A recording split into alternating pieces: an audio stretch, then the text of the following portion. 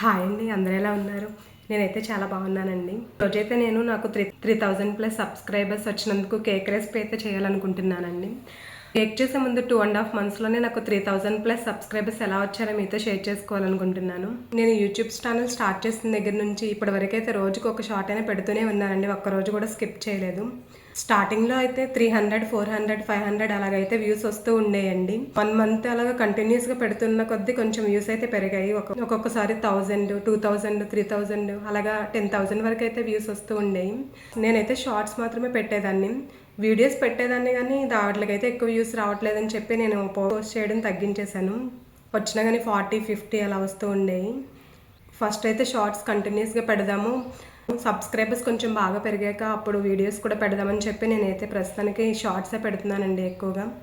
నాకు 3000 సబ్స్క్రైబర్స్ కంటే ఎక్కువ రావడానికైతే కుకింగ్ వీడియో కాదండి కారణం. నేను ఇడ్లీ రవ్వ ప్యాకెట్స్ ఉంటాయి కదా, వాటి మీద లక్ష్మీదేవి ఫోటో ఉంటుంది కదా, దాంతో ఒక క్రాఫ్ట్ చేద్దామని అవి పడేయకుండా అలాగే ఇడ్లీ రవ్వ ప్యాకెట్స్ అన్నీ అలా దాచుంచానండి. సరే ఇంకా క్రాఫ్ట్ ఎలాగో చేద్దాం అనుకుంటున్నాను కదా, చేసి యూట్యూబ్లో పెడదామని చెప్పి చేసి పెట్టాను. దానికైతే నాకు ఇప్పటి వరకు అయితే 13.7 lakh వ్యూస్ వచ్చాయండి. దానివల్ల నాకు సబ్స్క్రైబర్స్ కూడా చాలా పెరిగారు. ఆ ఒక్క షార్ట్కి నాకు దగ్గరగా 3000 సబ్స్క్రైబర్స్ అయితే వచ్చారు. ఆ షార్ట్ పెట్టకముందు నా ఛానల్కి అయితే 400 సబ్స్క్రైబర్స్కి దగ్గరగా వస్తుంది. అది పెట్టిన తర్వాత ఒకేసారి 3000 సబ్స్క్రైబర్స్ పైన పెరిగిపోయారు. నాకైతే చాలా హ్యాపీగా అనిపించిందండి. అంతేనండి, ఇంకా నేను మానిటైజేషన్ అయ్యాకైతే ఇంకా మళ్ళీ ఒకసారి వీడియో చేస్తాను.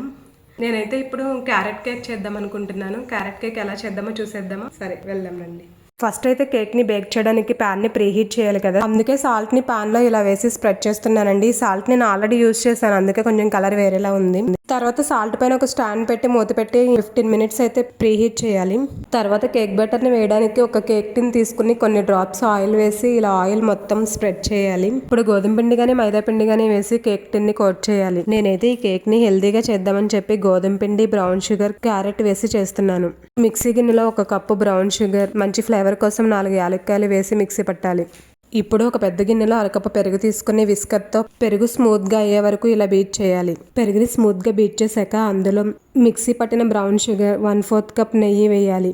నేను ఇక్కడ 1 కప్ బ్రౌన్ షుగర్ తీసుకున్నానండి. మేము కొంచెం స్వీట్ ఎక్కువగా తింటాము, అందుకనే 1 కప్ తీసుకున్నాను. అదే స్వీట్ కొంచెం తక్కువగా తినేవాళ్ళు అయితే 3/4 కప్ బ్రౌన్ షుగర్ తీసుకుంటే సరిపోతుంది. బ్రౌన్ షుగర్ గీ అంతా సాఫ్ట్గా అయ్యే వరకు విస్కర్తో ఇలా మిక్స్ చేయాలి. తర్వాత గిన్నె పైన జల్లెడ పెట్టి 1 కప్పు గోధుమ పిండి, 1 teaspoon baking powder, 1/2 teaspoon baking soda, చిటికెడు సాల్ట్ వేసి జల్లెడతో ఇలా జల్లించాలి. కేక్స్ రెగ్యులర్గా చేసే వాళ్ళ దగ్గర అయితే కేక్ మంచి షేప్లో రావడానికి కేక్ టిన్ ఒకటి, ఇలాంటి జల్లెడ ఒకటైతే ఉండాలి. వీట్ ఫ్లోర్ వేసాక ఒకసారి కలిపి కేక్ కన్సిస్టెన్సీ కోసం రూమ్ టెంపరేచర్లో ఉన్న పాలు పోసి 1 డైరెక్షన్లో కానీ కట్ అండ్ ఫోల్డ్ మెథడ్లో కానీ బాగా కలపాలి. నేను ఎప్పుడు కేక్ చేసినా గోధుమ పిండితోనే చేస్తుంటానండి. నాకైతే గోధుమ పిండికి మైదా పిండికి టేస్ట్లో అయితే పెద్దగా ఏం డిఫరెన్స్ అనిపించదు, అందుకనే గోధుమ పిండితోనే చేస్తుంటాను. ఇప్పుడు ఇందులో 1 కప్పు క్యారెట్ తురుము వేసి బాగా మిక్స్ చేయాలండి. క్యారెట్ తురుము వేయడం వల్ల టేస్ట్ బాగుంటుంది, ఇంకా కేక్ కలర్ కూడా చూడడానికి చాలా బాగుంటుంది.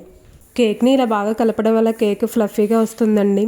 చూడండి, కేక్ బ్యాటర్ ఈ కన్సిస్టెన్సీలో ఉంటే సరిపోతుంది. ఇప్పుడు కేక్ టిన్ తీసుకుని కేక్ బ్యాటర్ని అందులో వేసుకోవాలి. కేక్ బ్యాటర్ని మొత్తం కేక్ టిన్లో వేసాక ఎయిర్ గ్యాప్స్ రాకుండా ఉండడానికి ఇలా ట్యాప్ చేయాలి.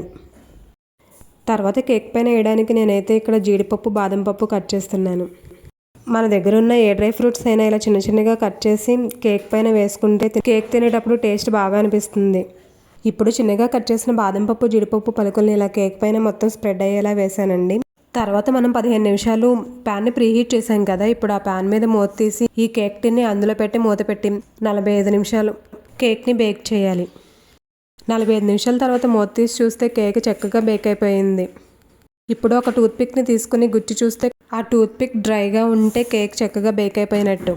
ఇప్పుడు కేక్ని ప్యాన్లోంచి తీసి పక్కన స్టాండ్ పైన పెట్టి పూర్తిగా చల్లారనివ్వాలి.